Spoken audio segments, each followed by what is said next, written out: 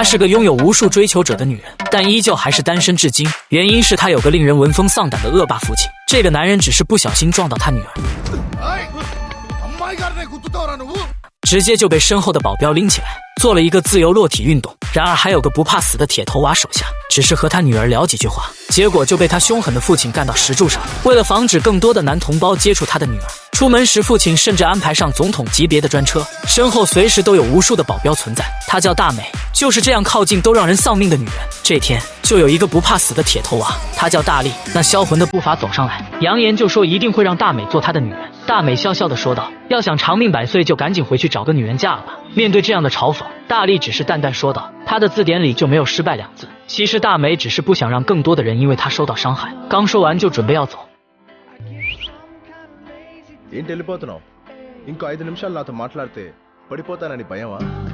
看到这个有勇有谋还有点帅气的男人，于是大美决定给他3个爱的考验。第一，要在他的家人保镖的陪同下在商场向他求婚，条件是不能和他的手下起冲突。本想要打击他，没想大力果断地答应了。第二天逛街时，大美回头一个不留神，那个帅小伙还真的出现，大美都愣住了。大力刚上去叫一声，所有保镖的枪口顿时包围了他。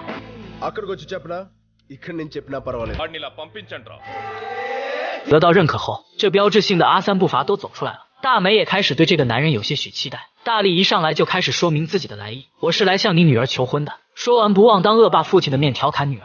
I love you。恶霸父亲一挥手，所有枪口再次对准了他。关键时刻大家都愣住了，原来这是大力精心策划的真人秀采访节目，并表扬恶霸父亲的演技非常精湛，还要送他1袋洗衣粉，表示奖励他的友情配合。这才勉强忽悠过大美的父亲。第二天再次见到大美时，以为自己的做法他会很满意，大美却很不屑地说道，这样耍小聪明谁不行？大力说道，你又没有条件要求。看到大美这样不以为然的态度，他主动提出去他家给他送花。大美对这个男人是越发觉得有意思了，于是告诉他，我们家有4层楼，房间28个，保镖就有200多个，全部都是全副武装，你确定要这样做吗？大力的回答是没错的。大美这次给出的条件是，你可以伤人，但自己则不能受伤。大力坚定地说道，你只要在家等着我的到来就行。一个男人开着野摩托冲进黑帮大佬的家里，他只是想过来给恶霸的女儿送花，刚一落地，所有的保镖立马用枪包围了他，他却大笑起来，然后淡定地说道，你们个个长得5大3粗，壮如公牛，有必要持枪带刀来对付我吗？难道我真的让你们这么害怕吗？听到这番话的保镖大哥感觉脸面有些兜不住，暴怒立马就把手下的枪全部都收起来。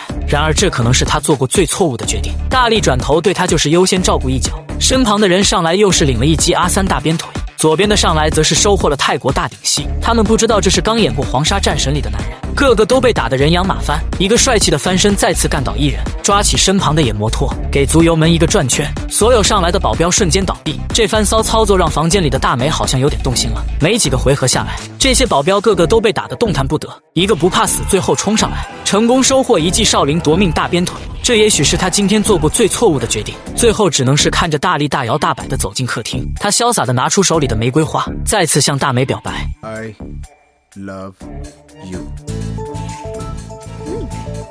然后骑着摩托潇洒离去。大美则是对这个男人越来越有兴趣了。当恶霸父亲回来后得知这种情况，二话不说上来就是对保镖大哥一巴掌的奖励。很快大力和大美又见面了，这次的大美则说，你趁我父亲不在给我送花，这并不算什么难度，如果我这么容易就被你追到，那岂不是体现不出你的能力？于是大力决定会给他一个惊喜，这次一定会让他爱上自己。说完并走了。面对这样的情况，父亲则是加派了更多的保镖陪同女儿出门，但就在大美出门等红绿灯的时候，一群老百姓却围了上来。面对这样的阵势，他也见怪不怪。当他再回头时，却发现自己已经和保镖不在一起，而眼前出现的保镖则是那个男人大力。随后他把大美带到一个环境很美的地方约会，美景配佳人，大美终于被这个男人的魅力折服了。两人玩的则是相当开心。得知情况后的父亲则是怒了，然而这次不是要找回女儿，而是要连同女儿大力一起干掉。原来大美并不是他的亲生女儿，领养她的目的则是为了继承她的千亿财产，只要杀掉大美，他就可以顺理成章地获得这笔财富。这也就是为什么不让他和别人搞对象的原因。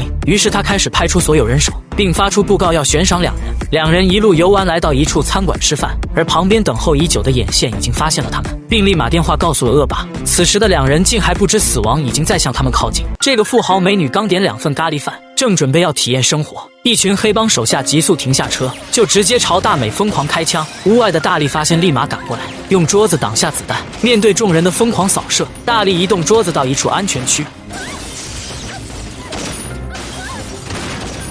抓起身旁的煤气罐，用力地扔了出去。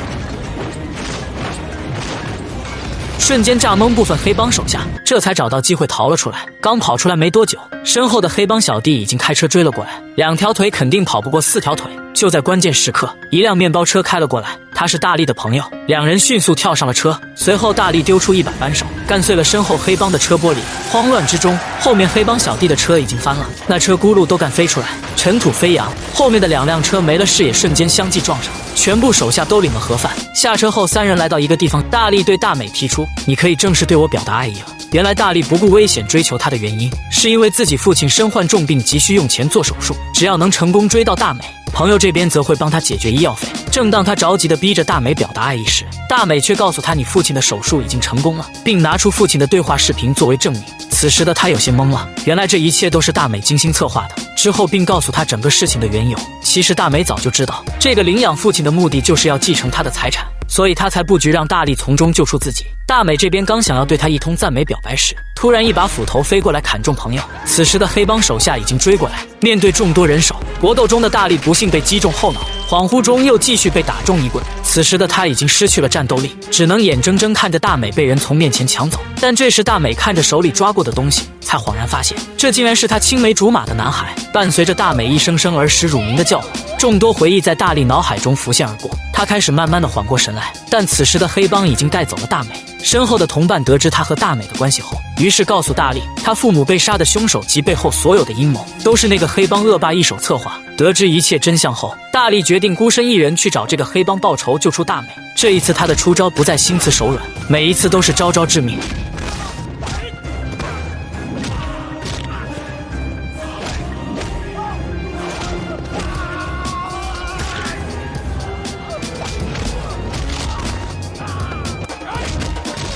打斗中不仅有尖叫声，还有骨头断裂、嘎嘣脆的声音。这样的招式好像和托尼贾大哥学的，干脆利落又凶狠。打完一批黑色衣服的小弟，又来一帮带刀的小弟。此时身后的村民丢出一把他的家传战斧，这气势有如战神附体，一个个手下上来，就像被砍瓜切菜那样，根本毫无还手之力。那气势，那身手已经无人可挡。这时有个黑衣人上来，勉强还可以接他几招。几个回合下来，那人还是抵挡不住他的招式。突然一个转身，狠狠地砍中那人胸骨，最后一脚把他干到铁钟上。这时只剩2个大佬，那黑帮大佬不服气上来，想要拿刀砍他，直接被他一斧头剁掉胳膊，接着一斧头砍中另外的大佬，最后一脚把那大佬干到石头上，了结了他一生的罪恶。之后也成功的救下自己心爱的女人，从此2人过上没羞没臊的生活。影片结束，我是天马，喜欢记得点赞关注。